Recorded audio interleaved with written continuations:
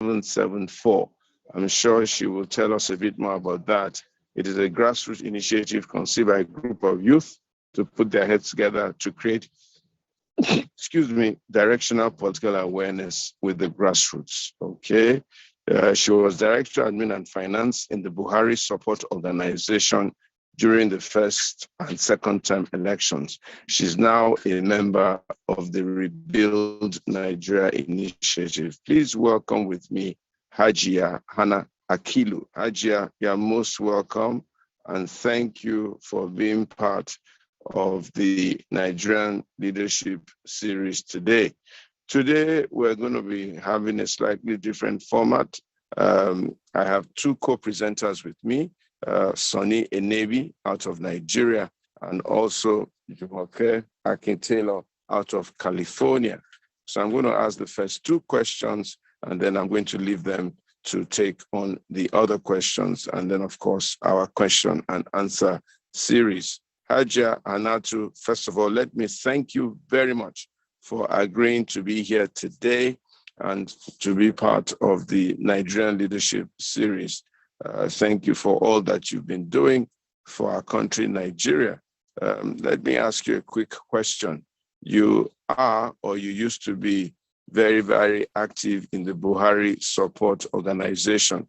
Are you still in that neck of the woods, or are you having a different engagement or different set of activities now? Good evening, and thank you, Pastor, for inviting me on the program. And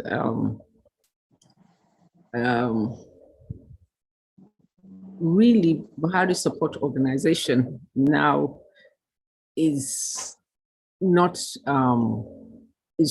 functioning because it has outlived its usage. It was a SPV that was created during campaign. That was the first time to facilitate the coming on board of the President, General Muhammadu Buhari. And now that he's gone through the first term and the second term, the organization has outlived outlived itself. So right now we're not in the Buhari support, but we still are.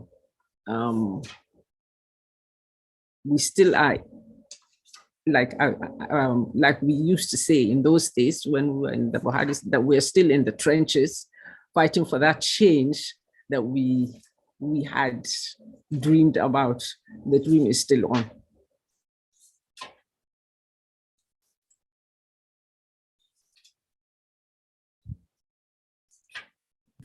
Pastor, you are muted, sir. Yeah. Yeah, sorry, I'm sorry. Yeah, I'm sorry.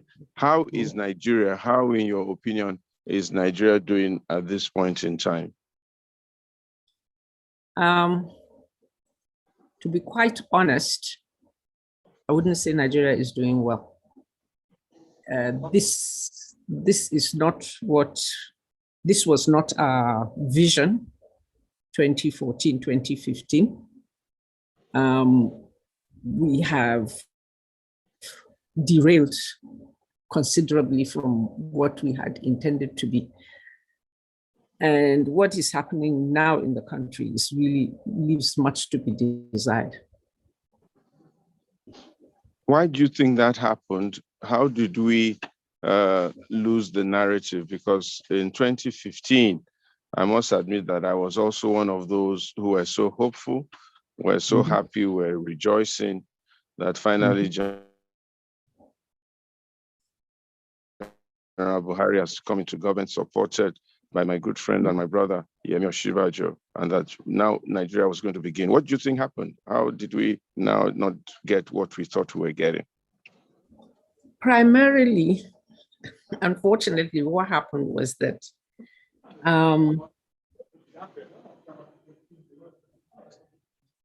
people had hopes. Like you said, we all had hopes. But at the bottom of it, greed overtook things. People did not want to rock their boats because even when they saw things going wrong, they did not want to rock their boats because they were hoping that they would get positions. And so that desire for position is one of the things that completely derailed us. People did not want to lose, they were looking for positions, they were looking for contracts, they were looking for all kinds of returns. And so for that, they sacrificed, or should I say we sacrificed our ideals on the altar of greed. So what do we do? How do you see 2023? Which direction do you think Nigeria is going to go in 2023? From what we're seeing now, the direction that we have positioned ourselves now is very, very wrong, because we're taking the direction of polarizing each other. We're concentrating on instead of leveraging on our diversity, we are using that diversity to polarize ourselves. We're using religion, we're using ethnicity. And these two really, all the others, are secondary, but religion and ethnicity, these are the two things that are really killing the nation now. And unless we stop this, and when I say stop, I mean that we have to stop encouraging those people who are driving this, the drivers of this. We know them. These same politicians came on when it suited them. The religion and the ethnicity didn't matter. They came on board. Then when they lost their positions, or now that they're looking for further positions, they now use religion and ethnicity to polarize us and to tell us that we should fight each other. Unless we stop listening to them and stop allowing them to get away with this, and then also asking our leaders, demanding for accountability. We need to ask them questions, and they need to be accountable for their actions. Unless we go back to these, norms, it just won't work. But how do you see the elections panning out in 2023? We have the two strong parties, the APC and the PDP. We have another 4 or 5 smaller parties and all that. We have a group of people saying that they are the third force and that they have potential and all that and all that. What do you think, in your own opinion? Is there any, where do you think the elections will go? You've been in the trenches for a while. You probably understand this political process to a large extent. Also somebody who's experienced in these things. What do you think is going to happen? I think that we are going to get a lot of vote splitting, and it's going to be really, really tacky. And then to crown it, we have people skipping from one party to the other. If this party doesn't give me this ticket, I jump to the next party that is willing to give me the ticket. So, because the politics is not ideologically based, it's more about the personality and about the personality and about what the personality is going to get, the position that person is going to get. It has nothing to do with the people or the benefit of the country. So it's not really going to be, I don't see this political dispensation, the way we are carrying on now, I don't see it coming out well. There will be a lot of, like I said, there will be a lot of vote splitting, and there'll be some uncertainties.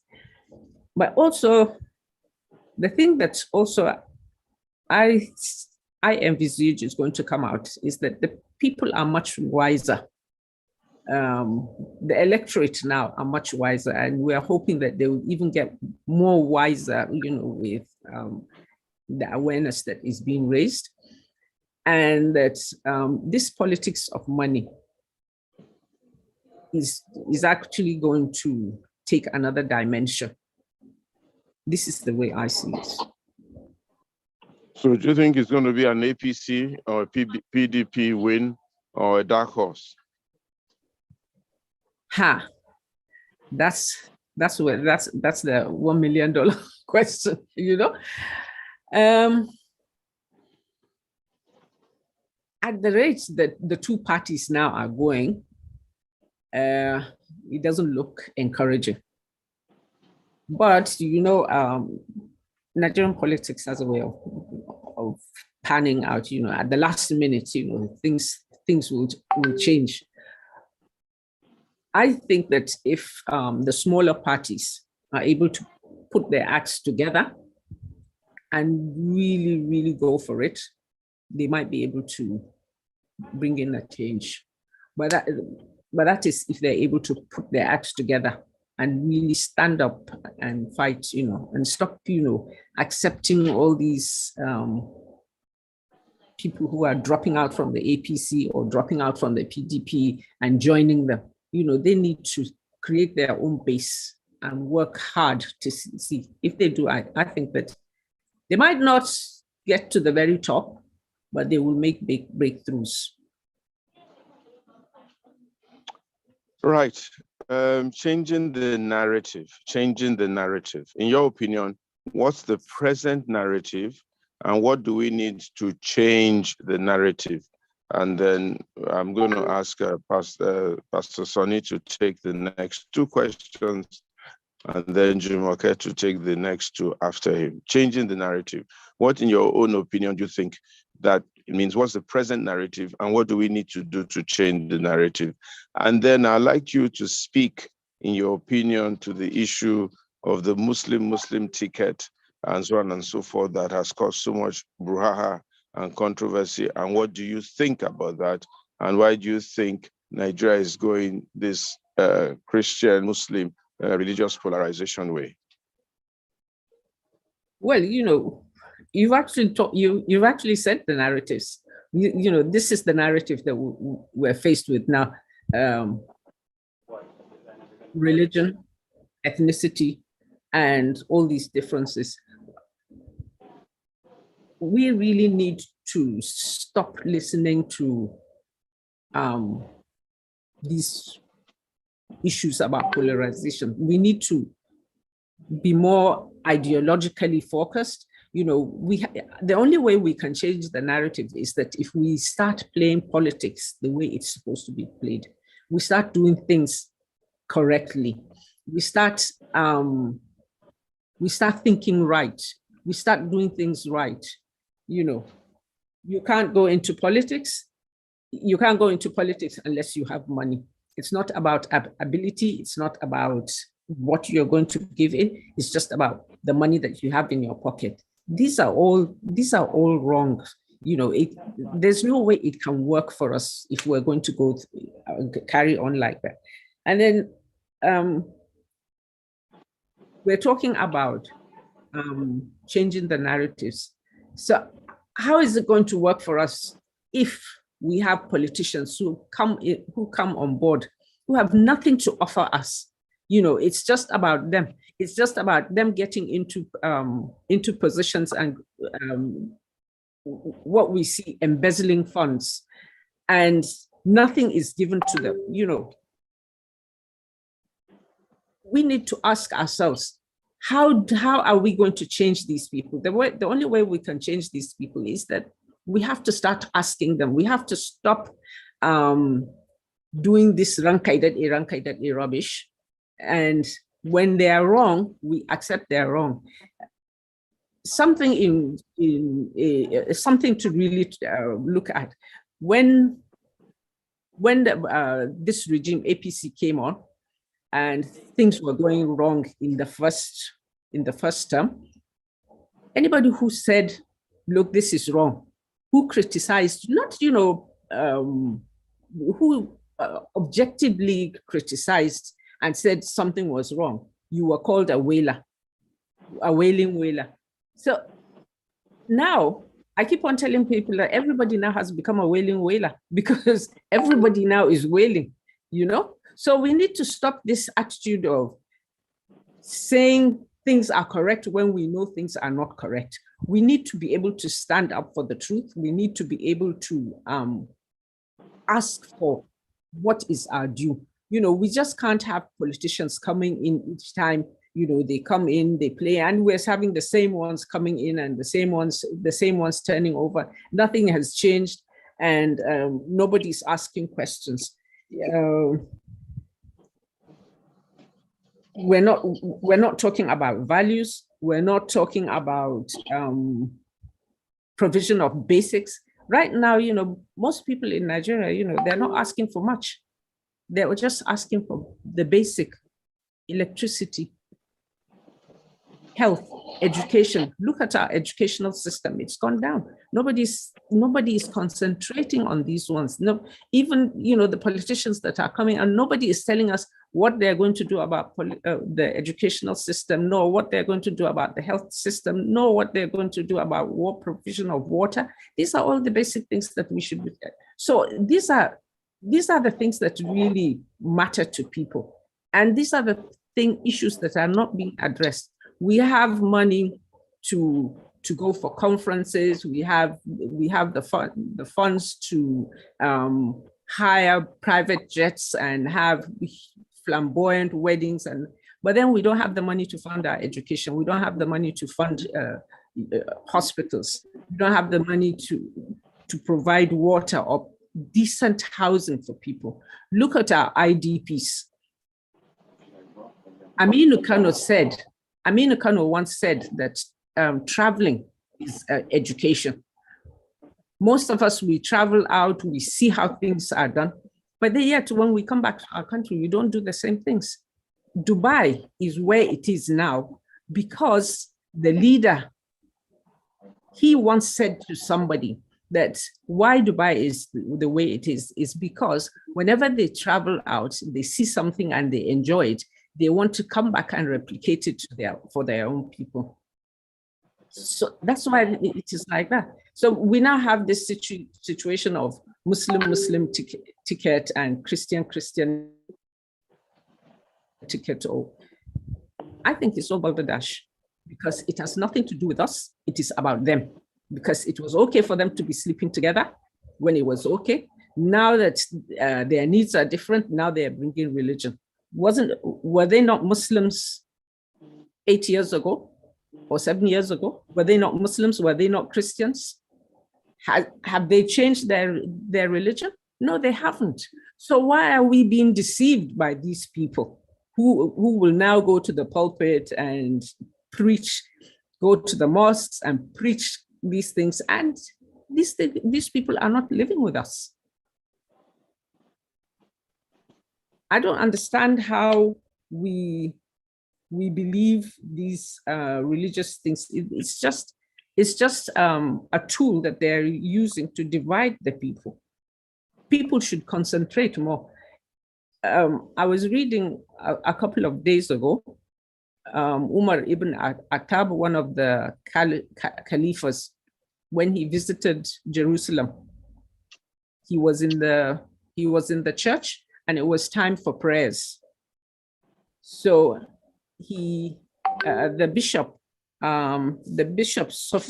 Sophracles or something like that, the bishop at that time of the church asked him to pray in the church, and he declined, not because he didn't think, but he said that if he did that future Muslims might come and insist that churches should be turned to mosques. So you see, he was futuristic. He was looking at what his future ummah, that is his future people, as against what our leaders now are thinking. They're just thinking about themselves. They have no concern about what is going to affect their people or whether their people are happy or not. No, it's not. What is important to them is that they have these positions, and if they get these positions, they can do anything for it. Then they get to the position, and then what do they offer? Nothing. And then we don't ask questions. Okay, let me see if, Sonny, I don't know, do you have any questions?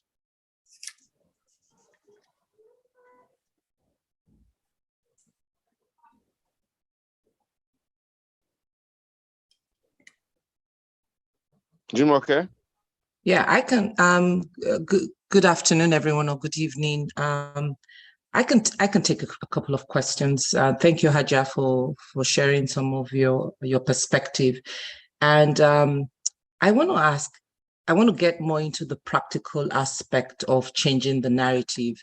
And unfortunately, can you guys hear me now? Can you hear me? Okay, we can hear you. Go ahead. Yeah. Okay. So my perspective is going to be slightly different. I'm trying to get from you some of the practical steps of how we as Nigerians, especially as women, can enjoy the effort in changing the narrative.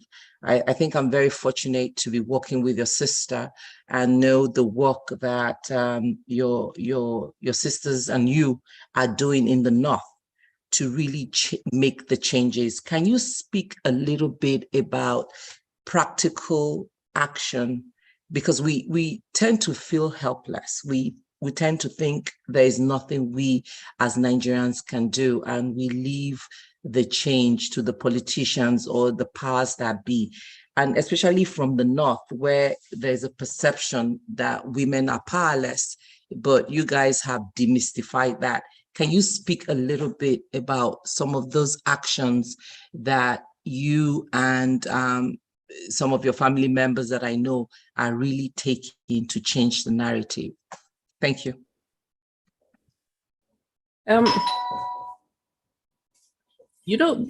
Some of the practical steps that can be taken, is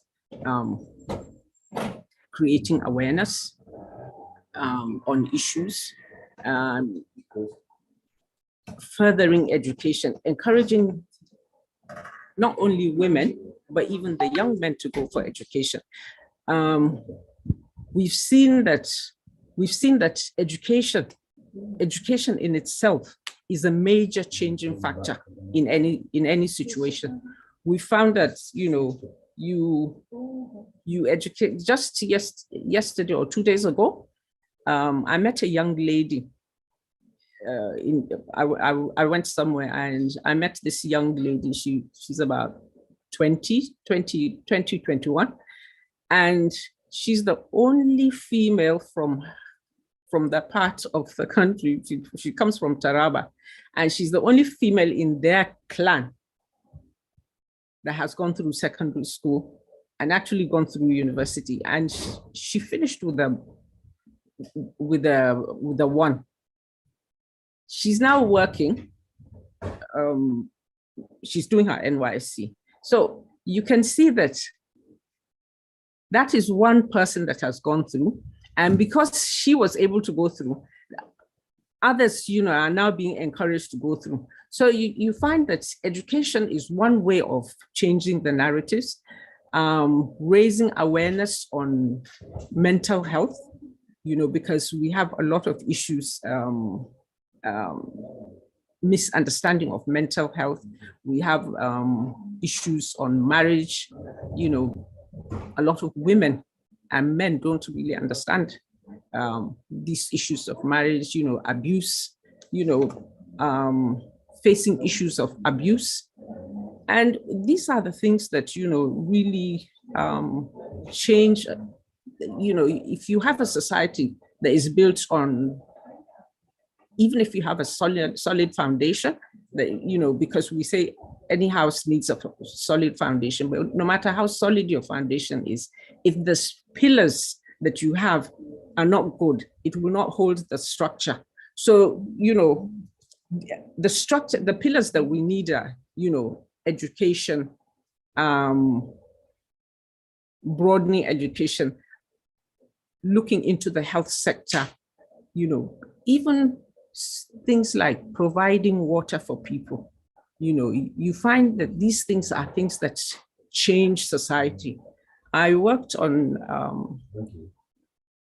a fact-finding commission for the Border Commission, BCDA. And some of the things that we found was that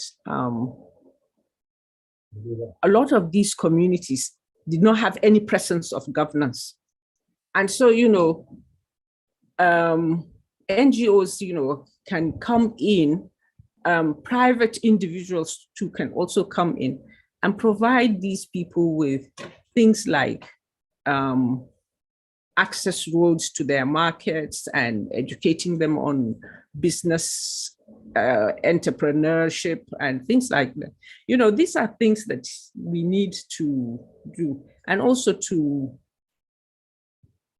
raise awareness on citizenship, because a lot of upcoming Nigerians really don't understand what it means to be patriotic or to ideals, because you find a lot of youth saying that I wouldn't want to die for my country, but your country is something that you should wish to die for, because we've been saying that we're in the trenches. Why are we in the trenches? Because we're trying to fight for the country. So, these ideals are things that, these are ideals, these are some of the narratives that we need to enhance on. Thank you. So my second question would really be if you can share some of, I think, how you charted your path to advocating or building community. There were some practical steps. Most of us, again, like I said, feel helpless. We feel that we have to wait, but something stirred you up to get up and make that change. And we are at that point in our history where everyone needs to be armed with that courage and that boldness to say, I can make a difference. I can make a change. And so coming from you, what would you say? Tell us a little bit about that journey you took. What got you up to say, I would contribute to changing the narrative, and how you got there? Thank you. I would say it's been a very long journey. I think it started right from primary school.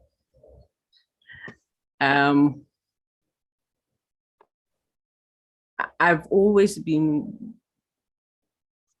one that would always pick the underdogs, pick the stray cats and things like, pick stray cats and look after people. So for me, the journey started with wanting to look after people.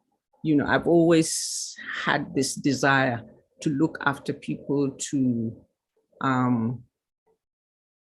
try and make things better for others. So really, if the point of starting is wanting to do things for other people, wanting within you to be selfless, to do something that you're not looking for return. You're not looking for anybody to pat you on the back. That you're able to see that, okay, there's a need, so and so has a need, and it's like I adopted 2 IDP camps. The reason being, I went there and the way I saw, I went there, the way I saw their children, the way I saw them, some of them had houses from where they were coming, from their homes. They had their houses, they had beautiful homes. And all of a sudden now they find themselves living outside, left to the elements, with no roof, nothing. Things that, why I adopted the IDP. And so, there's no end to the reasons why you would want to. But the thing is, like my sister Fatima always tells me, don't wait, because I'm cautious. And maybe like you, I'm always thinking that, okay, I don't have the money. You don't have to have the money. You can always leverage on other people's money. There's always somebody out there who wants to do something and he doesn't know how to do it, but he's looking for somebody else who can do it. So leverage on that. Does that answer you? Yeah, it does answer some of my questions. I don't know if Pastor Sonny has any other questions or I should go on. Pastor Sonny. Okay, great. Thank you very much. Hajia Akilu Muna Geswa. I bring you serious greetings because when I saw that you went to Capital School in Kaduna, I said, wow, this is an elite school. And so I am sure that... Unfortunately. Yeah, well, for those of us that grew up in Kaduna, we know that. But, you know, thank you very much for what you are doing. I think my question will want to center around this really changing the narrative and how we are succeeding at that. So I see that you are chair of the Federal Hospital in Katsina. I'm probably sure that that's your home state. No, it isn't. Oh, okay. So you are just chair there. And give us a sense, if you will, of how the people are willing to change the narrative, given that a lot of insecurity have been suffered in that state. At the time, the governor was like, the people should take up arms and defend themselves. They have tried everything. There's a lot of insecurity in the north. Are the people still predisposed to vote in a particular way, or are they looking for a competent leader that can deliver them from their insecurity, from their poverty? You are in the north. What is the sense that you get? This is not your own feeling now. What do you got the feelers from the people? Do you think come 2023 they are ready to change the way they vote, or are they still largely going to vote on the same lines? You know, this one is another catch-22 situation. I have found out that Nigerian politics is very, very peculiar. Peculiar in the sense that we love to complain. We love to complain. We love to whinge about and wail and wail and wail. And then when it comes to you have the opportunity to do something different, you go off. I've been having these conversations with people, and there is a sense, to be quite honest, there is a sense of hopelessness with quite a number of people. At the same time, you find some others who are termed in their locality as radicals, who are willing to change, who are willing to upset the apple cart so that a change will come in. It's really very dicey right now for anybody to say this is exactly how it's going to pan out. But in Katsina, I would tell you that this security issue is what is on the top burner for every soul in Katsina, whether he's an elite or he's a grassroots person. It is on the top burner. And for a fact, anybody who comes in with a proper security thing, who is going to assure the people of security for Katsina and for other states around that axis, I think would get the ticket. But looking at, I can say, you know, some narratives are being changed because we were quite surprised when in our hospital we introduced computerization from point of entry to point of exit. And we had to think of a mode of how to tackle emergency, because people come in emergency, you're not prepared. And it is mandatory, it is a statutory right that for the first 48 hours that a person has to be given first aid treatment. So, I mean, emergency treatment, sorry. So we now made it a point that we insisted that no patient should be turned back on account of not having money. So we were now faced with how do we do it? So our engineers now came up with something where the account would read zero, it would read minus. And so you would start paying from, your account goes into minus, so your account is minus whatever expenditure. Everybody was so sure that we were going to lose money. But guess what? We haven't had one patient who has come in who has not come back to pay their money. And the MD asked one of them, he said, it's surprising, we thought that you wouldn't be coming back. And they were not like, no, you did us a favor. So if we don't come back and pay, tomorrow that facility would not be there. So you see, when things are done correctly, you find that the people react appropriately. So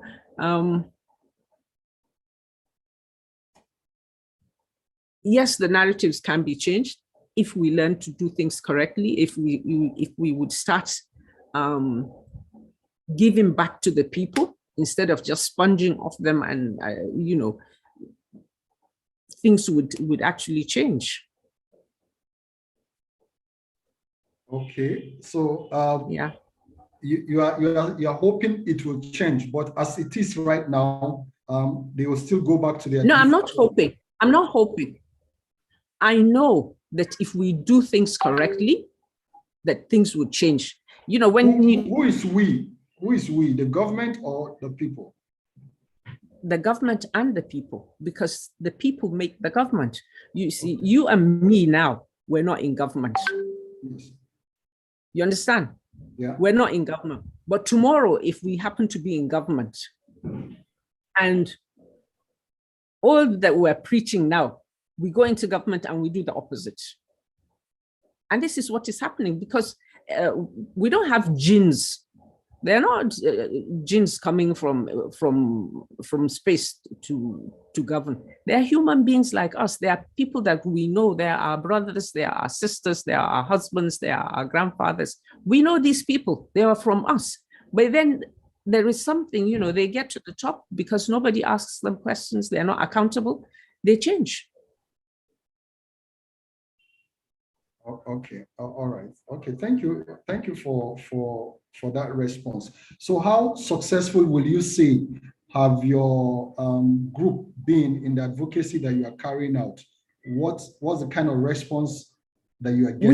We just started. Okay. And the responses have been good so far. We're creating awareness, getting people to go and get their cards. But the most important thing that I keep on insisting, because I'm in an advisory position, the most important thing I keep on insisting with the youth is that they need to have an ideology. They need to believe in something, because if you don't believe in something, you will fall for something.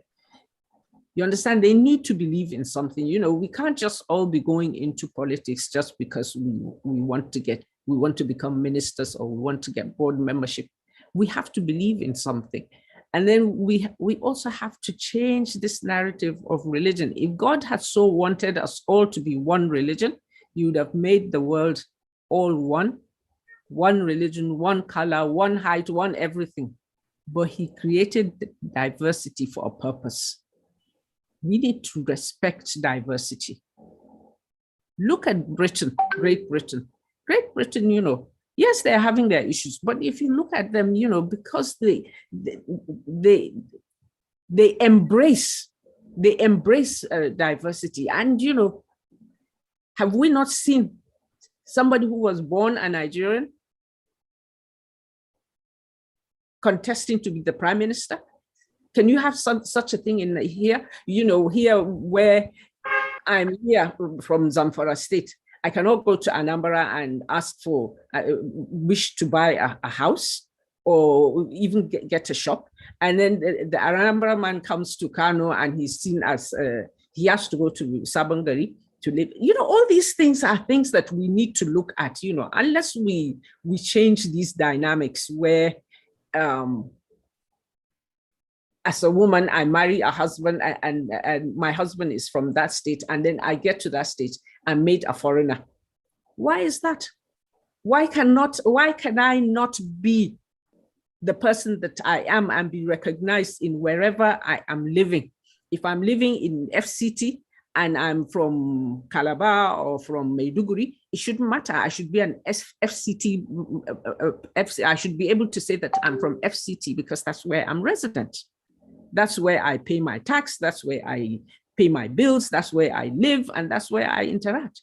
But it is not so, you know, I have been living in the FCT now for how many years, donkey years, but I'm still called as Zamfara indigenous. It doesn't make sense. I'm not saying that I'm not from Zamfara, but I'm saying that we should be able to allow ourselves to be seen, you know, to accept our spaces, you know. Look at the FCT now. Suleja was carved out. Suleja used to be here in Abuja. Then it was moved to Suleja, to its current position. They now have two heads of states that living there. They have how many generals all there. But look at the state of Suleja itself. It's just that small area where the generals are. That's where it's, but the rest of the place, the rest of Suleja is, look at it. And then look at the Wuse, the Suleja, Abuja, the former Abuja was taken to Suleja. Look at Wuse now, look at Meitama. These were all their places. Look at what it is now and look at where they are now. You know, that lack of equity, you know, that lack of equity in this country is the narratives that we need to change. Okay, thank you very much. I will yield the floor to Jumoke Akitelo, who has some follow-up questions for you. Please, if you have questions, you can put them in the chat. I see two people raising their hand. They probably have questions for you, but that will be after Jumoke's questions. So Jumoke, please go ahead. Thank you. And I also just want to housekeeping, please rename yourself if you come in as iPhone or smartphone. This is a way to curb hackers from taking over the platform. So we greatly appreciate you doing that. Hajia, the follow-up question, you brought up two very important points, which I think is critical to some of the problems we're facing in the country, which is religion and ethnicity. Or tribalism. And as someone from the North, you're from a diverse family that has more multi-tribal. What are some of the practical steps? And I keep going back to practical steps because we are in an era of action. We've talked about issues for so long, and I'm sure we can debate the issues, and we've been debating them for years, but we're now in an era of solution and really taking action. How do we begin to change the religion and the tribal narrative that has divided us for so long? How do we get our power back from those that have been using this as a tool of division? We as individuals, where do we begin to say, no, your assessment or what you're projecting on me is wrong? Where do we get that power or courage? How do we do that to take back that power that we've given the religious and tribal authority or leaders that have been using this? Jumoke, yes? Is Jumoke speaking, yes? Yes. Jumoke, no? Even on this platform, we have done that. You're Yoruba. Yes. And we have people from the South, we have Christians, we have Muslims on this platform. We have said no. That is just it. We've said no. I come from a background that my mom was a Christian. I'm sure you'd be surprised to hear that. My mom was a Christian, and I have Christian relations, and I have Christian friends, and we still relate. So, you know, if on a personal basis, you can start by saying no, then you will be able to go onto the higher platform and say no. But if you cannot on the smaller platform say no, then there's no way you can come out on the bigger platform to say no, because you don't have the courage on the smaller platform.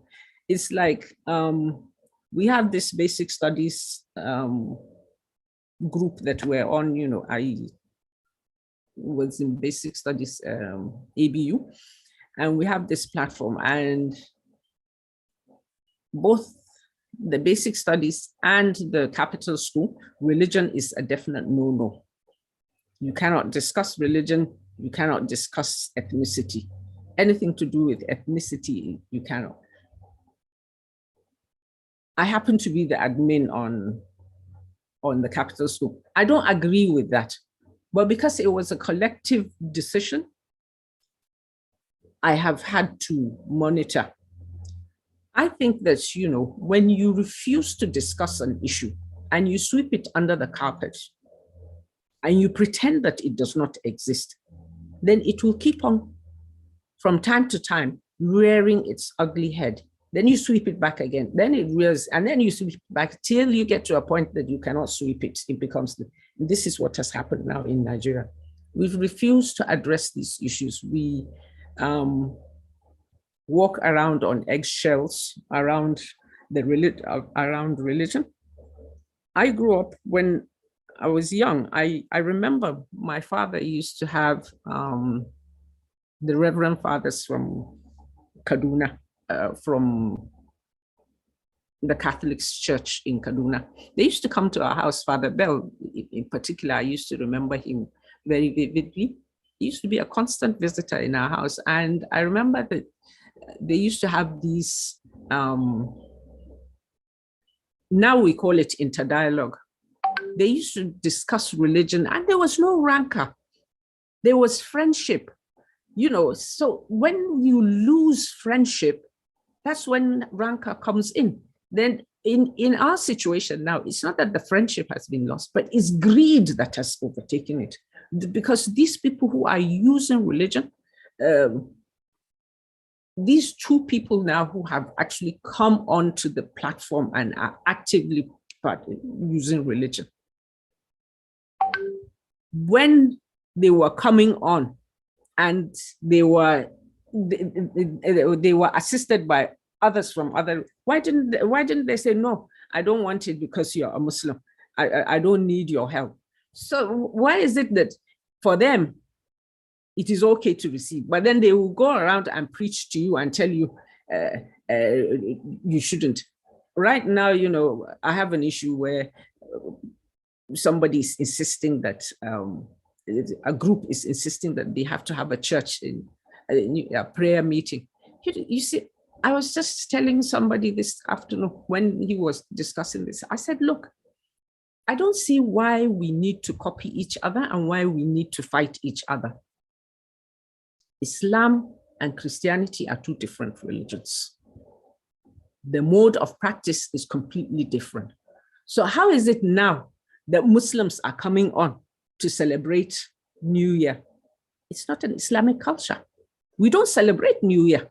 How is it that now Muslims are saying that we should have Friday as a holiday because the Christians have Sunday?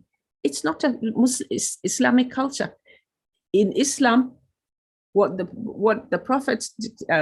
Quran dictates is that on Fridays we make a break to go for that Jumu'ah prayer, and after that you go back to doing your normal things. It's not a holiday. You continue doing that. And then Muharram, Then we celebrate the prophet's birthday. When did the prophet ever celebrate his birthday? It's not Christmas. Then we have the Christians now coming on. That you in the meetings you hear them saying that they're going for 12 o'clock prayers. Growing up, I never knew that Christians you go for 12 o'clock prayers or 2 o'clock. Yesterday I went to the market, and as I was in the market, it was 4 o'clock, and I was like, oh my God, it's time for me to say my Asr prayer. And guess what? This guy was telling me that he has to go to the church to pray. You understand? So we have set ourselves up for failure because we are insisting that we must copy each other. We must outshine each other. Why do we need to outshine each other? Why can I not be Hannatu and you be Jumoke? Hannatu is different from Jumoke. I'm older than you. I come from a different part of and even if we were the same age, I'm Hannatu and you are Jumoke. Even if we're twins, we all have our individual characters. So why can I not be proud of who I am? Why must I look at what you are doing and copy? These are all the things that are bothering us. Thank you. Thank you very much. I believe we have some questions in the chat box, which I will allow Jumoke to take. But before then, let Adeswa Osime ask a question. Good evening. Good evening. My name is Adeswa Osime. I don't know what I don't know what I'm going to call a question, but it's some kind of contribution, and maybe she could highlight some of the areas. One of the major points I want to make that would help us, we talked about education, it's going back to our roots, our cultural values. I think we've missed it, and that's the foundation. And that's from the family, because I'm from old school. When we were brought up, everybody around kept an eye on us, and we're all concerned about what people will say or do. And I remember I used to tell my parents, when I'm a little naughty in the house, I say, if you're doing this here, how would you? I said, funny enough, I'm well behaved outside, but at home I can let down my, hair bit. Yeah. So I was very conscious, and they always told us things like, know the home you're from, know the family name you're carrying. But these days, people don't have regards for that. And talking about family, I want to blame parents. Parents have lost hold of their children. They can't bring up their children the way they want to. The social media is affecting them. Most of them are on the phones all the time. Most of them are hustling because of money, the poverty situation, the economic situation. But I don't think that is it really. If the parents themselves are disciplined, you can't give what you don't have. If they're disciplined, they will pass it on to their children. Because you find children are the one dictating to parents. Children are now telling the parents what they want to do and how they want to do it. And that shouldn't be. And also, the part of where we're losing our cultural value is, they said one woman gives birth to a child, but the whole video looked after it. Well, we're not copying the Western way of doing things. Everybody minds their business. It's even worse here in Abuja. I live in Abuja. Everybody minds their business. You close your eyes to whatever is going on. I say, no. I live in an estate, and they know me. Well, they call me grandma here. I correct the children, and I don't care what the parents are going to say. If I need to shout or they'll raise my voice, I do it. I see them there barefooted, I send them back. Go and wear your slippers. You cannot come down barefooted, And when they're making too much noise, I tell them, hey, bring it down a bit, Meanwhile, their parents are home. The parents cannot correct them. So these are the things I think we need to go back to our foundation. If you don't have the right foundation, you've gotten it wrong. And then that foundation you have is going to give confidence. I'm going to talk about the women because I'm a woman. It's going to give confidence to the women. Can we round that up, if you don't mind, please, so that we can take the questions we really appreciate your contribution. If you can round up your thoughts so that we can move on to the questions. Thank you so much. Well, the other area I wanted to talk about is given how can women be empowered? Politics has turned to money politics. We have women who have passion, who have the know-how, who have the intelligence, who have the discipline. Is there a way we can form a forum or whatever to groom those women and empower them and push them in the right offices? Because I feel that we have a lot of women but they shy away because they don't have the money. They feel it's all about money, and politics all about money in Nigeria. Thank you very much. Thank you for that. Hajia, do you want to address that, or do you want to take the questions and then address them in a block? Thank you, Adesua. This issue of family values, that's about doing things correctly. Family values, when you talk about family values, parents are not doing the correct thing. So there's no accountability. So if you're not doing the correct thing, how can you ask your child to do the correct thing? If you're not there for your child, you don't have the time to go to you don't have the time to attend PTA meetings of your child. You don't have the time to even know what your child is doing in the room. So how do you know? You have these issues, family. We've actually lost everything. We've lost social values. We've lost, because we're busy aping others. It's either we're aping the Indians or we're aping the whites, and then in aping them, we're not actually doing what the good things that they're doing. We're doing the bad things. This is the problem with our aping. I wish we would be aping the good, because they all have good qualities, but we keep on aping the bad ones. So I think, like you said, parents and community members need to be more hands-on.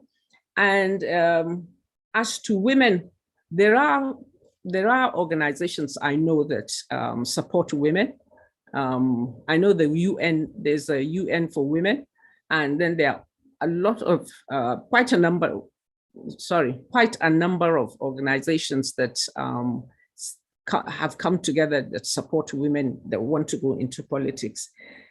The biggest issues with women wanting to go into politics is that a lot of times parenting, their roles as parents come into conflict with, and I think these are the things that we really need to sit down and look at.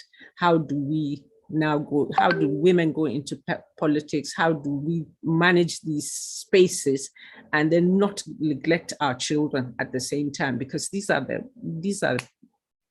the issues. You're going into politics, okay, fine. A lot of women want to go in, but they find that it conflicts with their roles as mothers.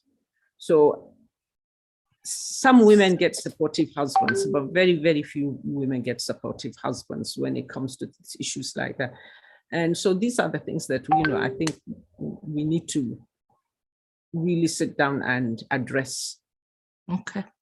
Thank you. So I'll go to the questions, and I just want to I just want to go out on the limb here and just add a comment to what you both have been saying. Unfortunately, the children are not the problem of the society. It's the adults that have caused the problems in the society. So how do we begin to reform those adults, right? Because these children are not in power. They are not the ones that have milked the country. They are not the ones that promote corruption. They are not the ones that take the resources of the country. They are not the ones. It's the parents that are supposedly the most. Yeah, they're the ones. They are the victims. So, exactly. And I think that's probably where we also need to really look at ourselves and point at ourselves, because we are the ones. We are the failed generations. Failed generation. We got everything. We got the values in the 60s. Well, I was born in the 60s, but what have we done with it? So that's just me being an outlier there. I just want to ask, read the questions in the chat, and maybe you could take two of them at the same time because of time. The first one from Donald Mayer is, can you please explain how the third force can make an inroad to the core knot to convince them on how to vote right, and not just on ethnic or religious line? That's an excellent question. The second question, and I'll let you look at those two. In the United States, we know clearly what the Democrats and Republicans stand for. In Nigeria, we have politicians who may not have even read the manifesto of their political party.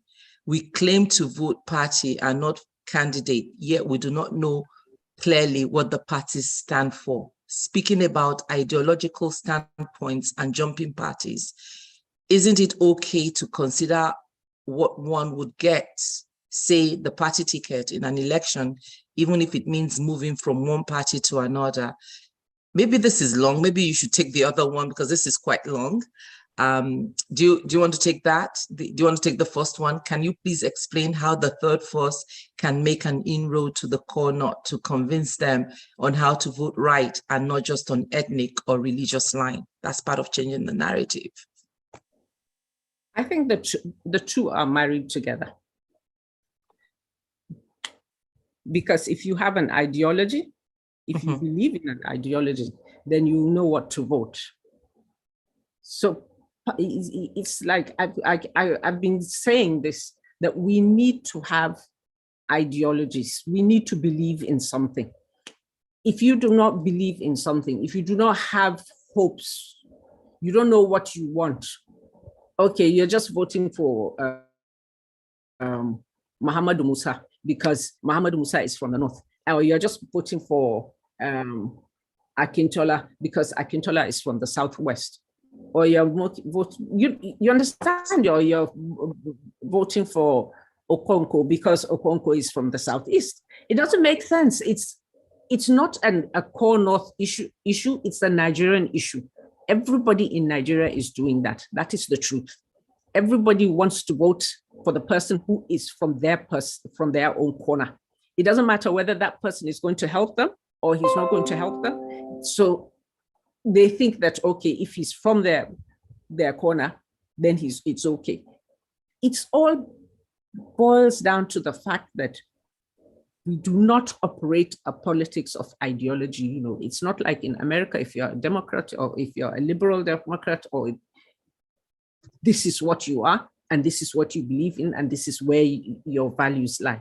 We have to believe in values. We have to go back to the drawing board, educate the people on values, educate the people on why they need to go into politics,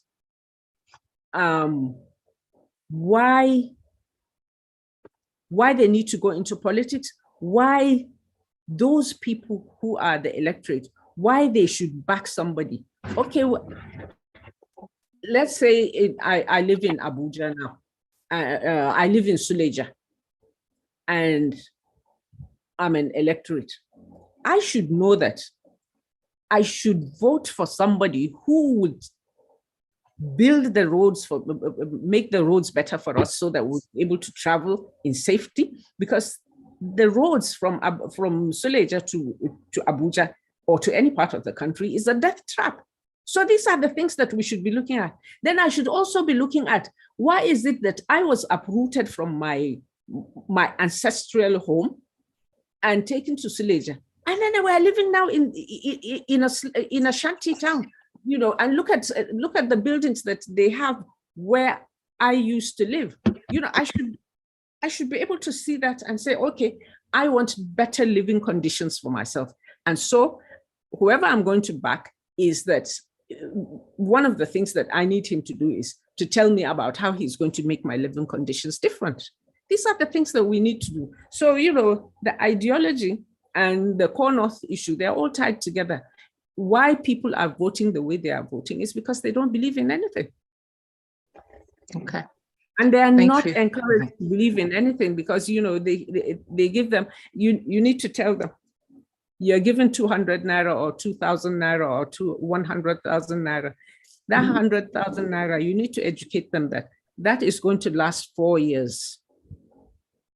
Is it going to last you 4 years? You know, you need to break it down so that they understand. Thank you.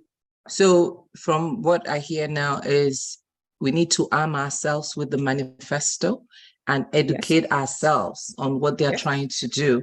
Yes. And having more radio programs. People should be having more Zoom meetings where we go to the universities, we go to the colleges, we go to the villages, and we educate the people on these things. Let them know, you know, you can't just bring up a society in darkness and expect light. Yeah. They don't know. So part of what I hear from you is we have individual responsibility to educate those within our sphere of influence, or even go out on the limb, go to our communities, go to the local communities and educate them. Educate your own child. Yes. Even educate your own child. Well, your child, and those that are, especially those that are going to vote in this election. So we can take that upon ourselves and gather a few people, go to our neighborhood and begin to preach the gospel of good governance with the manifesto in hand. Thank you for that. I'm also going to ask a question. How many of us have read the Nigerian Constitution? Very few. This is a poll. Just for those that are here, can you raise your hand? Well, maybe you shouldn't raise your hand, but how many of us have really read the Nigerian Constitution? Maybe that's where we should start from, right? Read the Nigerian Constitution. Yes. Stop asking the people here. No, I'm just, I don't want us to answer the question. No, just those people who are supposed to know, well, they are our representatives where the Constitution is. Do they know, how many of them have read the Constitution? So maybe that's what we should ask our candidates too. Have you read the Constitution, the Nigerian Constitution? Also, let's us get, I remember when I was in Buhari Support Organization, there was this person who came and he said he was going to break down the Constitution into, he was a lawyer, he said he was going to break it down into a simpler version so that the ordinary person can read it. He started the project. I don't know what happened to it. Okay. He abandoned it. Yeah. So maybe that's another project we can look into. Yes. Thank you. So the next question is, Hajia, we must consider the vacancy narrative vis-a-vis the federal character territory. I don't know if that's a question or Can you come again? We must consider the vacancy narrative vis-a-vis federal character theory. I don't know if that's a question or just a statement. The next one is, this is from Mariam. I like the issue of empowerment raised. Most of the time, when we talk of women empowerment, the focus is on financial empowerment. Many financially empowered women still find themselves in an awkward situation because they are not mentally empowered. We need to focus on improving the self-esteem of women. That's another project. That was a statement. I don't know if these are all statements or questions. The next one is from Ms. Julie Oyegun. We are one, danger of still narratives, but 2 points so far may be worth elaborating. One, the meaning of citizenship to the average Nigerian. Okay, this is a question. She wants you to elaborate on the meaning of citizenship to the average Nigerian, and 2, learning and appreciation of our unavoidable diversity. Unavoidable? Diversity. I'll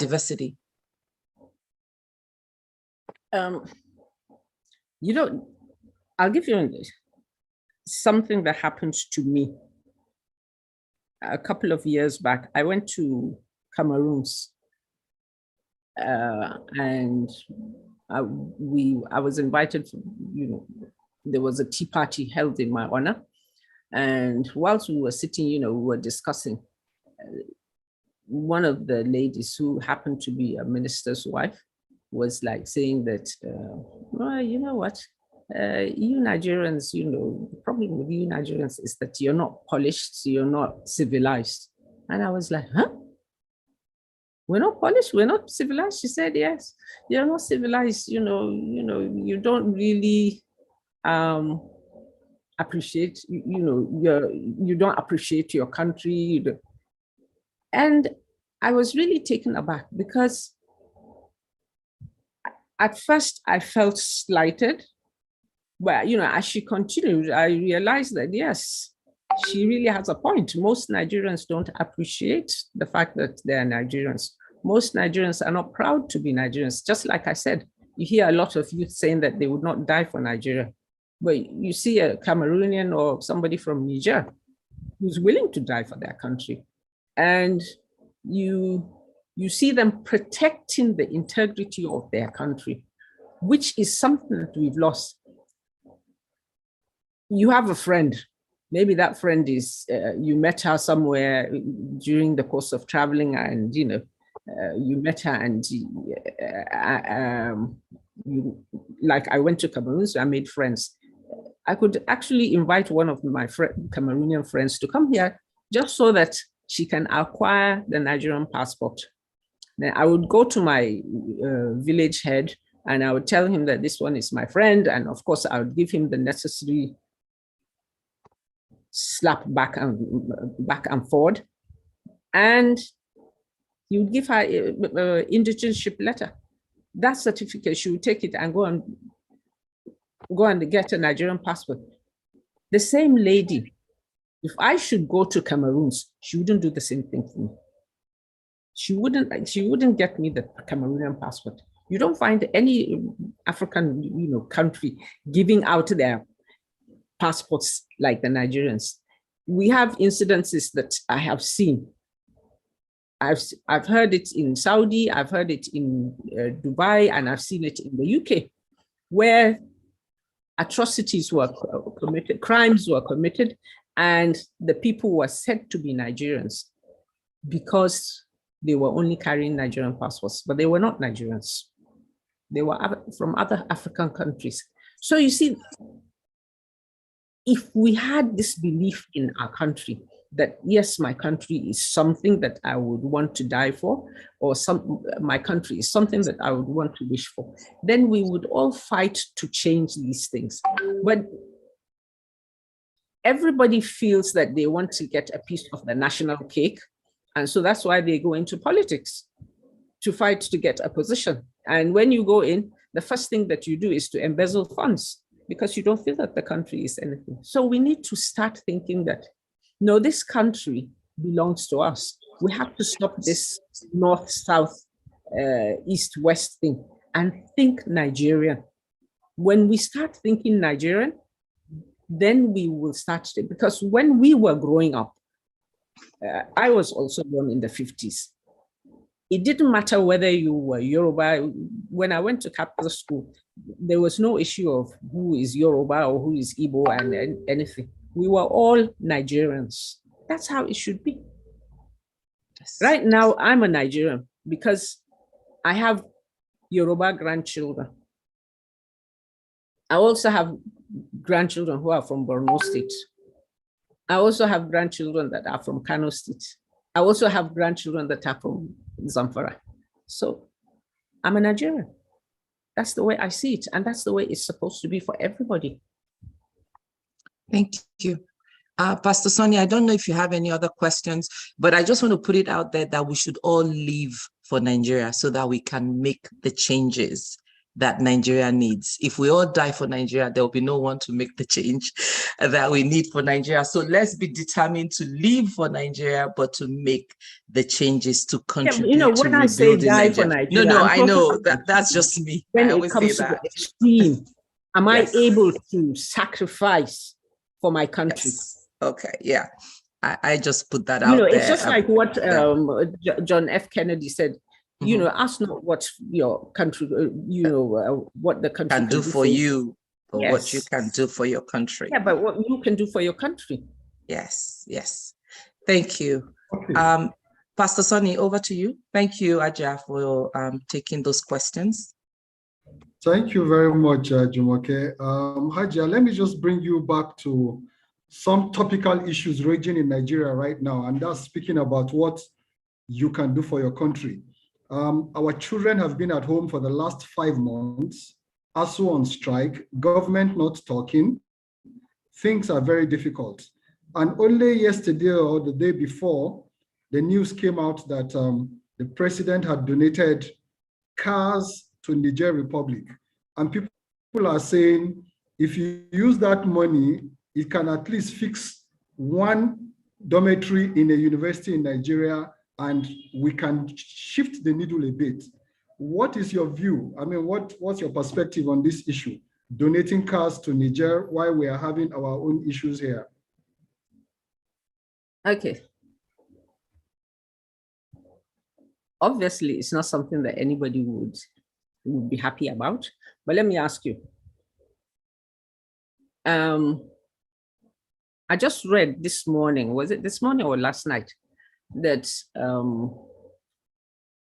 can't remember his name, a doctor who attended University of Ibadan, who did his first degree, his MBBS in Ibadan, and then went on to America to do his postgraduate, and then he settled in America and he became somebody.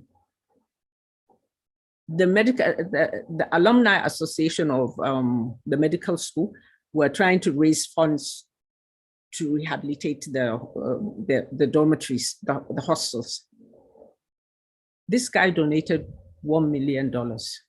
I didn't hear any Yoruba man say that they didn't want the money because he's Igbo, because he is an Igbo guy. Nobody said no, they didn't want his money. But my point here is that this man sent in, single-handedly, he sent in $1 million for his university. He didn't wait for the governor of Oyo State to do it, or the federal government to. He had the capacity and he was able to do it. How many of us have changed, done something for their school, for their alma mater, or, you have the money and you've gone out and done something? All over the world where you see progress happen, it's not just government that does things. I'm not holding brief for the presidency for dashing out 5 cars. I'm totally against it. It's not something that I would sanction. But then I said it earlier that we don't have the money to do the basics. We don't have the money to do the basic necessities for our people, but we always have the money to splash on weddings, to go on conferences, to go first class. That's the way. It is the way of our lives. And that's why we need to change the narratives. Until we change those narratives and understand that we need to address issues and not just be pandering to what people would say, how people would see us, whether how other people in other African countries would see us as the giant of Africa, or how you'd be seen in your estate as Madam this, or Alaji this, or Oga this, Chief this.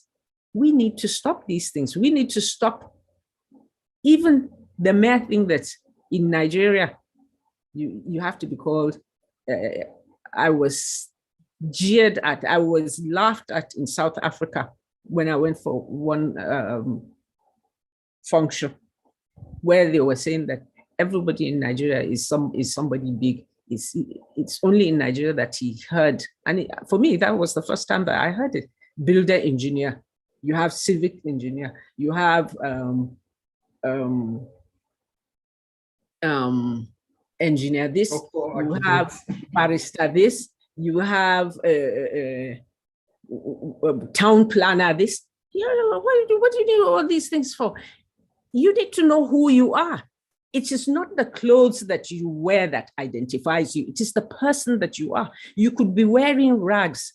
Kate Middleton just last week came out in an 18 pounds dress, but she knew who she was. And so she carried that 18 pounds dress as if it was an $18,000 dress. That is what is important. So, what they do in government is a reflection of what we are in the society. We have to change our own narratives. If we change our own narratives, government has nothing else to do but to change, because it's the same people who are in government. I mean, the same people who actually get into government. So no matter what you say about them, you're actually doing this, and 3 fingers are pointing back at yourself. That's what we're doing. Because what they're doing is what we're doing. Look at the weddings that we have. People are there in our vicinities, sleeping on empty stomachs. And then you have a wedding. You spend $50 to $20 million. I mean, Naira. hosting a wedding. Jollof rice and food is thrown into the bin, and there are people there hungry. So how is it that we're not able to point fingers at ourselves, but we're pointing at others till we learn to question ourselves first? We need to be accountable first to ourselves. When I'm accountable to myself, then I can ask questions. Okay, thank you very much for that response. So we should hold the leaders accountable, and then we can ask them questions. Yeah. Very good. No, not then. I'm not saying that we shouldn't ask them questions. I'm actually saying that we need to be asking those questions, and we need to be asking ourselves at the same time. We need to learn to do things correctly. Okay, so invariably the president has not done the correct thing by giving money away while we need it here in Nigeria. Did I say that? No, I'm just trying to understand what you said. I'm just saying that what the president He's paraphrasing. What the president did is a mirror of the society. Which is not the right way, according to you, which is not what we should be doing. It depends on what glasses you're wearing. Okay. I'm watching. So you don't see anything wrong with it. It's okay. I don't see what? You don't see anything wrong with what he has done because that's the way we behave in the society. I didn't say that. Okay, so it's wrong. I didn't say that. What he did is wrong. I didn't say that. I didn't say that. Pastor Sonny. Pastor Sonny is trying to get Hajia in trouble. You are trying to force me into, and I'm not going to buckle into your corner. I did not say he did right. Neither did I say. I just said that what he did is a mirror of what the society is doing. Okay. This has been our way, and I'm saying that we need to stop this. How do I say? We need to change our ways of doing things. When we change how we do things, things will automatically change to the correct sense. You know, it's just like, you remember there was a Christmas, I think, was it Christmas or was it a celebration of the Queen or her birthday, I think. And there was some kind of depression or there was something that was happening in the UK. And she actually, because everybody was talking about it, this was the mood of the country, she actually had the celebrations watered down. I think I can say this for you. What President Buhari did was not right. It was wrong for you to take resources from your country when we are in dire straits, when we have issues that we need to address and go give it to another country. It was wrong. This is where we as Nigerians also need to start calling out our leaders and stand for truth and righteousness. No, I'm not saying you have a right not to speak it, but I can say it for you. And I'm sure a lot of other Nigerians can say that it was wrong. You understand what I said? Wrong. Yes. If you heard me, that I said what he did is a mirror of what we are all doing. Yes. And we should be able to call it out. We should be able to call it out that is wrong. I'm saying that, you know, for us to be able to call out the president for doing this, we should be able to call ourselves out for doing the things that we're doing. Look at the weddings that we've been having. Is it President Buhari who has been paying? Look at the private jets that have been coming and going. Is it President Buhari who is? I'm not holding brief for him. I'm saying that we need to call ourselves, because until we're able to do that, there is no way we can get any leadership that will be responsible. Agreed. To what we are saying. So I'm not saying that. You understand? Yes, I do. Yeah. But what I do with my personal funds. And then, you know, if you look at ASU, ASU, from when I was in school, ASU has been striking. I'm now 67 years old. And ASU is still striking. So it's still striking. You've been doing one thing the same, you've been doing it over and over and over and over and over and over again with no results. And you keep on doing it and you it's think insanity. Yeah. Exactly. So, this is what I'm saying, these are the narratives that we need to call ourselves out. Yeah. ASU has been striking. It has not worked. If you question the president for doing, what about ASU, the president, the minister? Everybody's in it. Everybody has wronged the students because the students are home. They have all failed the students. Yeah. So I think that's another, that's a meeting, that's a 1 hour, that's another topic, but there are still questions in the chat. Pastor Sonny, I don't know if you want to take those questions in the chat or move on. Do you want to address those? Yeah, no, please go ahead, Jumoke. Okay. So there are a few questions here, and I'm going to take them by, just so you all know, there is a copy of the Constitution in the chat. If you haven't read it, please download a copy. The second question is, and I'm going to read 2 questions or 3 questions for you to take them together. What do you have to say about the Northern African countries moving into Kebbi State? Pays 500 naira to get the residence ID, and they end up claiming to be from Kebbi State. That's question number 1. Question number 2. That question was from Oluwayemisi Susan. And the second question is from Chief Tolu Ighodalo. Please, what has that got to do with Mr. President Buhari giving away borrowed 1.4 billion to Niger when lecturers are unpaid and underpaid? I think we kind of debated that a little bit. Then the next question is opportunities easily available. I don't know if this is a question or a statement. Opportunities easily available as reward time passed for excellence and outstanding performances are largely compromised today at all levels. Hence the gradual death of patriotism and selfless committed service in our dear nation. That is, I think, another statement. So these are all statements. Here is one more question.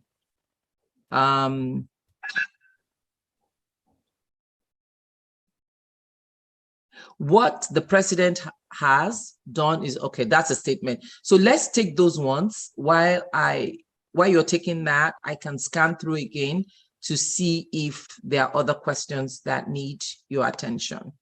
And Pastor Sonny, I think we are up on the hour. Maybe before then, just after this set of questions, Tunde Akpelogu will ask his, and then we'll begin to close. Okay. Thank you, Hajia. Do you want me to repeat those questions or you have them? Hello. On the merit, I'll start with the merit awards. We all like to talk and we all like to complain. The merit award, we talk about standards. I just spoke earlier on about us calling ourselves honorable, calling ourselves barrister, this doctor, that. It's all because we crave these things. It's not about character. I think it was you, Jumoke, who mentioned character. Character used to be something that was very, very important in our society. And if you were seen as somebody who was of bad character, bad behavior, you were not allowed into houses. But now, if you have the money, you can do whatever you like. You can misbehave, you can do whatever you like if you have the money. It is the same us who are complaining that people are paying for. Is it not the same you that goes to bribe when you're looking for a scholarship, or you bribe your way in to get your file from one ministry? So you are also encouraging these things, because when the policeman stops you on the road and you quickly bring out 500 or 200 and slap it on his hands and you go, and you broke the law. You're encouraging Yes. it. Yeah. We're all guilty. So we need to stop complaining and start changing our attitudes. The more we complain, the more we sit down and the more the situation gets worse because we're not addressing the issues. We need to address the issues. Yes. So here's one more question that I missed. It's the same people that I said it earlier, because we have no pride, we sell our citizenship. So it's the same thing. The people in Kebbi are doing it. Everybody is doing it in Nigeria. It's not just the people in Kebbi. Why are you singling out one person? Everybody is guilty in Nigeria of this. Okay. There is no state that doesn't do it. And it still doesn't make it right. So exactly. One question. So you see, we need to stop seeing, it's like, okay, Jumoke, you do something wrong. And because you're my friend, I refuse to see that you've done wrong. And I actually go out and pay money to cover you up. So you understand? So, yes. So long as Mr. B doesn't come from my area, whatever, he can be accused of anything, I don't care. But the moment my own person is accused, then I close my eyes and do it. So I have one last question. I have one last question that I think is very important to what we're talking about. And then Pastor Sonny, I'm going to hand over to you. Hajia, what's your reaction to the murder of Deborah by Islamic adherents in Sokoto?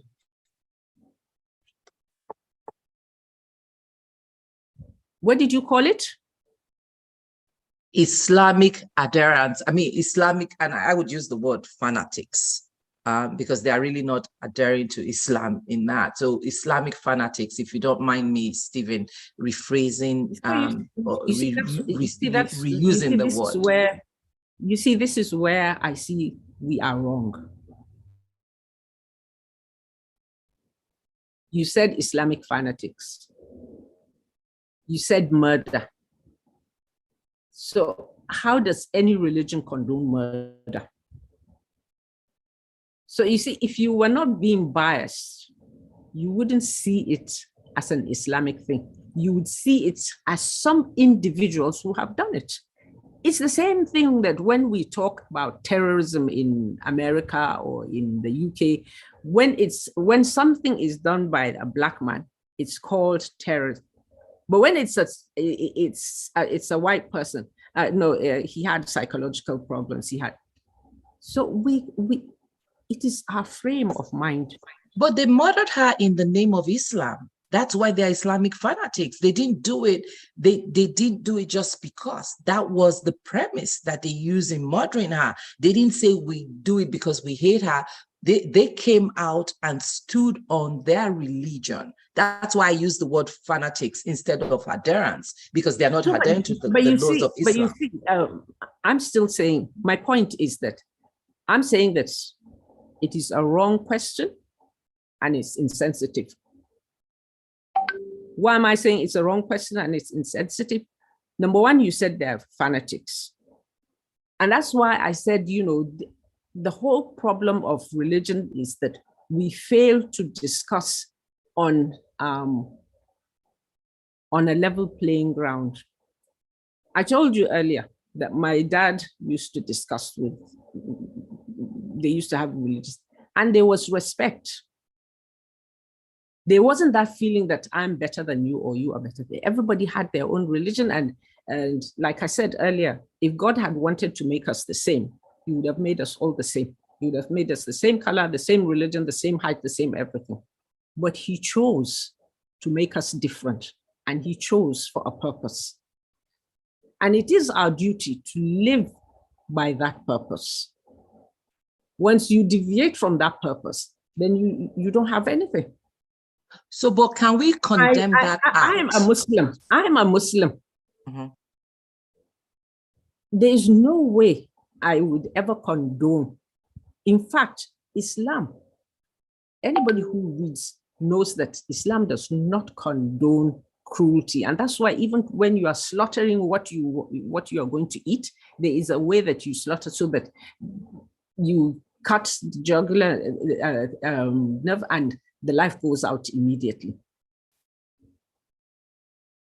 So compassion is an integral part of the religion. So if somebody comes and says that he's a Muslim and he does something in the name of Islam, that is him. And that is his personal thing. It's the same way that wrong, though. Let's call that out. That if you're killing someone in the name of religion, I am not saying that it is right. My point is that we all should know that it is wrong, and we should all be able to call it out as wrong. So for you to ask me as a Muslim what I feel about it, I feel that it's really not proper, because there are so many pastors in the church who have committed atrocities. So would I now be asking you, so is it right that when Pastor so and so violated this woman or did this, what do you think about it? Obviously, you don't agree with it. So why would you think that I would support somebody to kill somebody, and not only kill and then you go ahead and burn somebody? You've killed the person and then you're burning the person. And then you're asking me what I feel about it. So can we agree feel about it if that person had been a Christian and he did it to a Muslim? What would you feel? I would say that person didn't do it in the name of Christianity, because that's not the teaching of Jesus Christ. But the point and is, I would condemn the act. You see, that's why I am saying that we need to, you see, when you start asking these questions like that, you ask it in that fashion, you actually raise my hackles, because it's like, okay, you are classing me with those people. No, I don't think that was the intent of the question from the gentleman. You see, that's why I am saying that we really need to change the ways we interact about religion. We need to stop when somebody does something wrong, that person it should be seen that that person did that thing wrong, not his deen, not his clan. You know, I cannot call out the whole Yoruba clan and call them out for the act of one person. True. It's just we're doing the same thing that America is doing to the Blacks. Yes. And we're doing it to ourselves. Correct. Thank you for that. And I think we can agree that that act was wrong. Whether it was in the name of religion or not, it was wrong. It doesn't portray what Islam, it doesn't represent. It doesn't represent Islam. Let's move on. It certainly was not in the name of religion. They did their thing because that was what they wanted to do. True. Let's move on. Let's move on from there. Let's take another question. Let's just have people's comments. Let's take another question. Who's asking the next question, please? Sunday Akwelego will take just 2 questions, Pastor, and we'll close. Okay, so just take it. I think we've had a great day. Sunday, please go straight to the point and ask your question or make your comment. Go ahead. Yes, thank you, Sonny. You are a great man indeed. I'm not trying to criticize Anna. She has answered our questions as best as she could as a person. But I want to ask her if she has read the Nigerian Constitution, which says we, the people of Nigeria, resolve that Nigeria will be undissolvable. And then you incorporated only Islamic religion in the Constitution and disregarded the Christianity religion. How can we build a national unity based on that kind of constitution?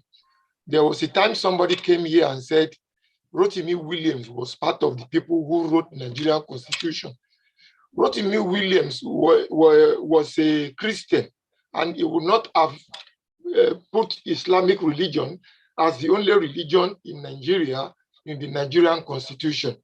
And what do you think of Pastor Banji Akintoye haven't registered the Yoruba nation as in the United Nations as unrepresented sovereign nation.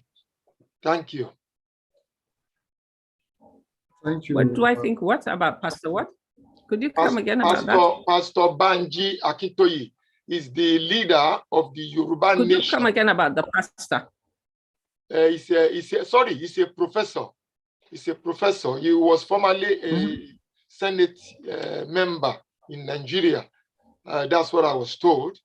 But I don't know much about his upbringing and development.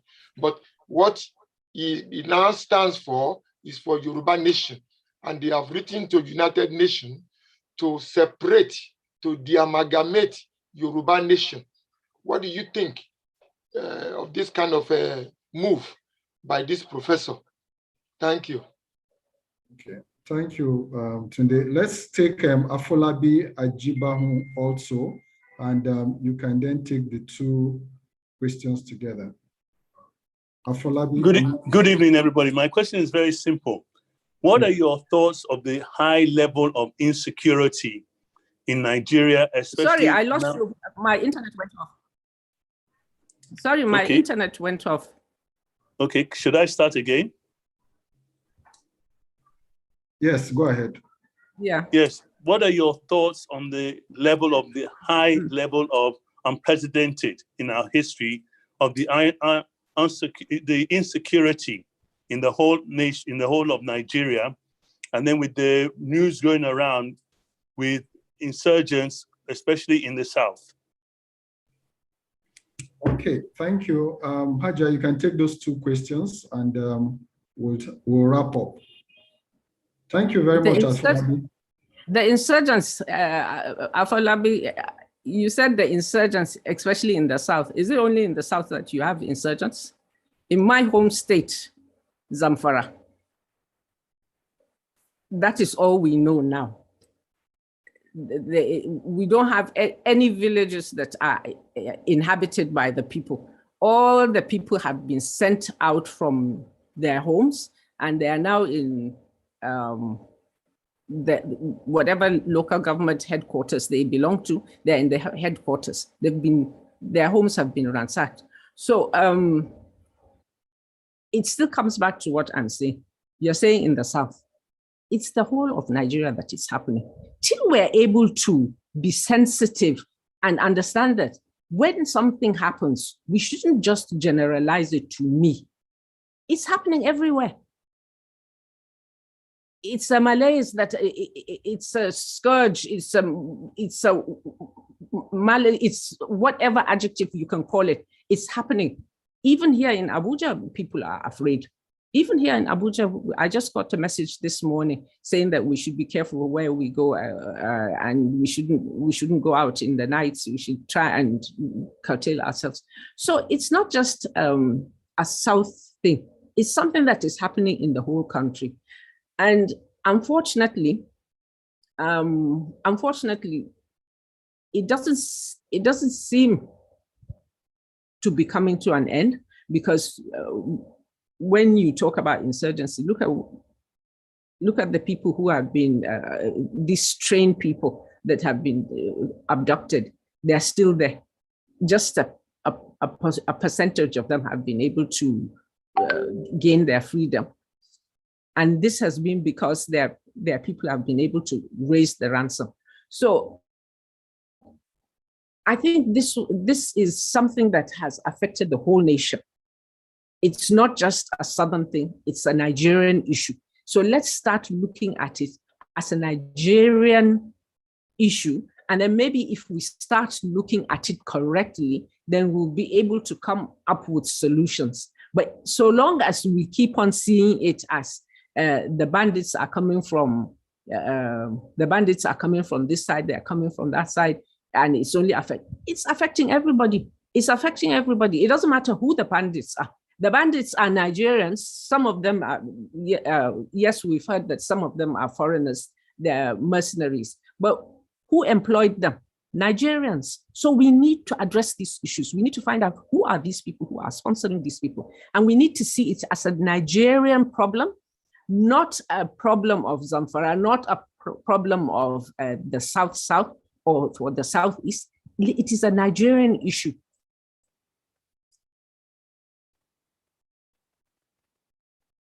Okay, thank you very much for your response. Let me just highlight the Nigerian Constitution. I'm sure you must have read it as an advocate of good governance. So the first question was about the Nigerian Constitution. So I believe you have read it. Do you want to address that? The first question was what? Have you read the Nigerian Constitution? I've read part of it. I haven't read the whole book. I've read part of it. Mm-hmm. Okay, that's good.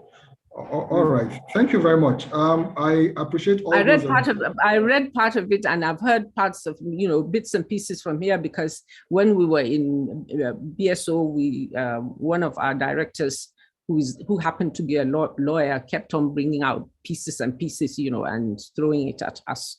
So probably, maybe if I were to sit down and carry the book, I would find that maybe I read all of it, or maybe I know I've heard, because he was repeating it for us, he was breaking it down. So, but to sit down and read, I haven't. To read the whole book, I haven't, but I'll make it a point of duty now that you said it. I'll make it a point of duty to read it, so that next time something like this happens, I'll be able to say, yes, I've read the Constitution. All right, great. Let me just ask the final question as we wrap up. And if Pastor is still on the platform, he will do the final closure. As we go, and as we approach the 2023 election, a lot of politicians are jostling for our votes, promising all manner of things. What are some of the things you would advise the electorate to look out for in deciding who to vote for or the leader to choose come 2023? What I tell people every day is that look for a leader who has something for you. Look for a leader who has something for you, who has plans, who has visions for a better tomorrow for you.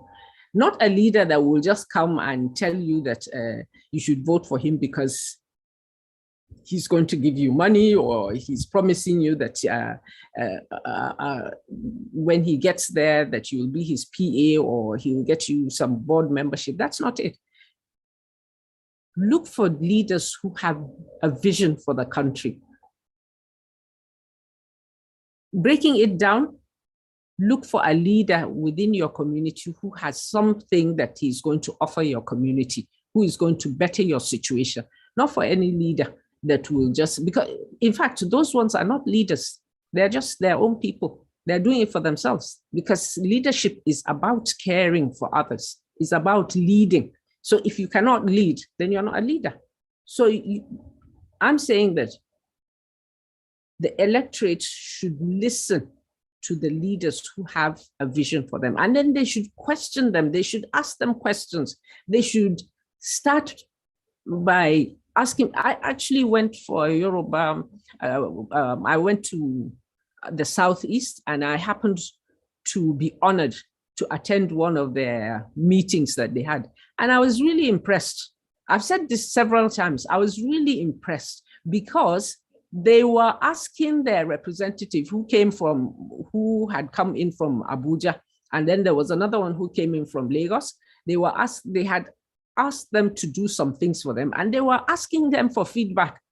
And the one from Abuja, they really ragged him because they said they didn't see any results. So you see, if we start making our representatives accountable, we start asking them questions, and we start showing them that, no, it's not okay for you to just go to Abuja or to go to wherever, to the state capital, and then come back and be giving us crap. We have to see the dividends of that representation.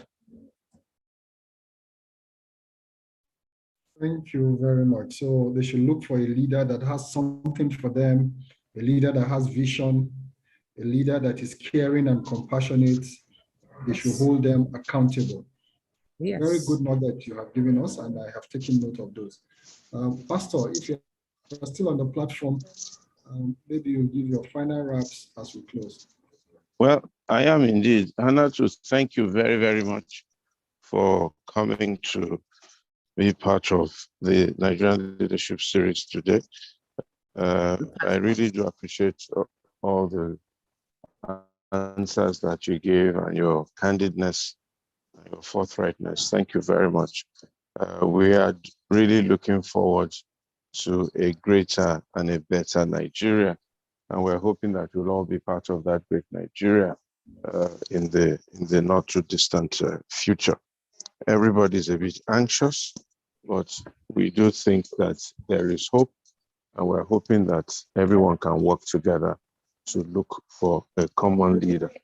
I don't want to put you on the spot much more, but you have described the kind of leader we should be looking forward to. What I would have asked you, and if you are able to answer, please do so. If you are not, you can pass, and I will allow you to pass for today. Is of all the 18 people that have put themselves forward for leadership in Nigeria this time, which one of them best suits? Which one of them best suits? That is the question. What you have described as a leader. Are you able to give an answer to that question?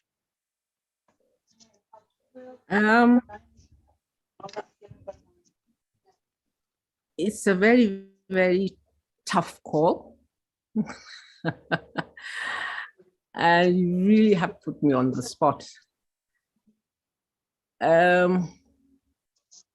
When I look at all what we have, it's not what I would want. It's not exactly what I want, but what is on the table, I think I would go for Tinubu. I would go for Tinubu, not, like I said, it's not what I would want, but that is what is available. And of all the ones that I think I would go for Tinubu. And as for the saga around the Muslim ticket, it's really unfortunate that it's been blown out of all proportion. I'm not saying that I do appreciate that we have diversity, and I also appreciate that we need to respect those diversities.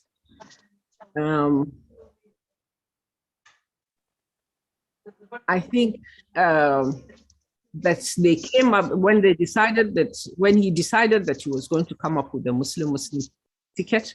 For whatever reason, he should have come out. When he came out, he should have made it very clear that this is what he's doing, but this is what he intends to do to mitigate what's this situation that was put.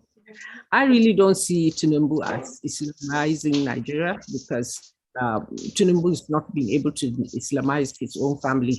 His wife is a Christian, and his children are Christians. And I think 43. When he was going to announce it, I think sometimes, you know, how you present something makes a difference. Probably when he was going to do it, he should have brought these things out so that people would see. And then he wouldn't have had all this backlash. I don't know. These are, like I said, afterthoughts of mine. But I don't know how he's going to.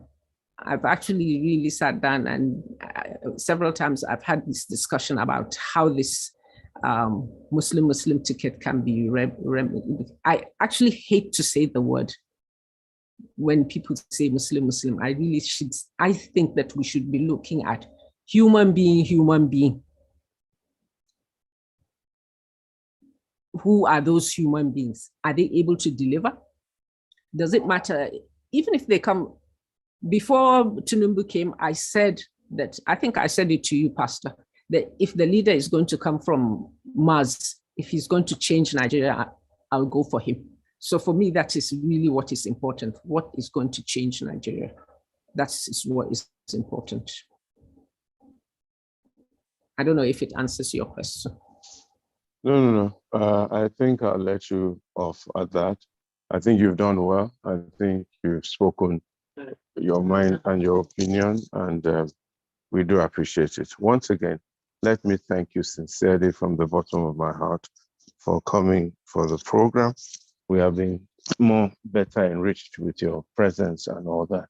And we do pray and hope that indeed Nigeria will be great again, and we will get the kind of leader that we need to make Nigeria what it is. If it is Bola Ahmed Tinubu, then so be it. We look forward to that time.